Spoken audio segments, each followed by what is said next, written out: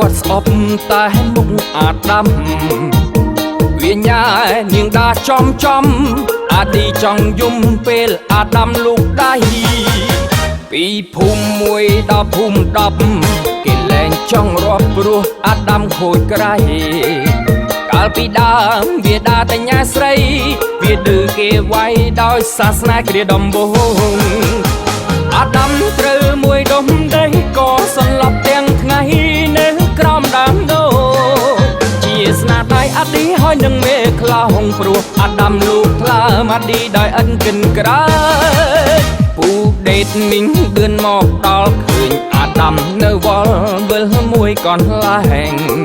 តែដោកបារម្ភគាត់ថាមិនថាចៅឯងអាដាមថ្លែងថាមកពីប្រុសនាងដា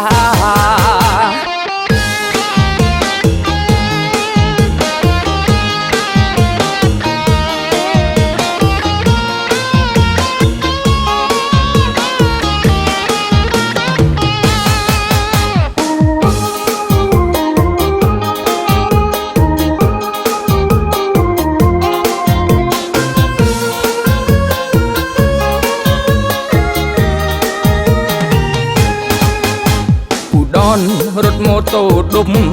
បេះដូងគាត់ស្អប់តែមុខអាដាមវាញ៉ានាងដាចំអាឌីចង់យំពេលអាដាមលោកដៃពីភូមិមួយដល់ភូមិ10គេលែងចង់រាប់ព្រោះអាដាមខូចក្រៃកាលពីដើមវាដាតែញ៉ាស្រីវាឌឺគេវាយដោយសាសនាគ្រាដំបូងអាដាមត្រូវមួយដុំដីក៏សន្លប់ទាំងថ្ងៃនៅក្រោមដើមដូងជាស្នាដៃអាឌីហើយនឹងមេខ្លោងព្រោះអាដាមលោកថ្លើមអាឌីដោយឥតកិនក្រើពូដេតមីងឌឿនមកដល់ឃើញអាដាមនៅវល់វិលមួយកន្លែងតែដោកបារម្ភគាត់ថាមិនហើយចៅឯងអាដាមថ្លែងថាមកពីប្រុសនាងដា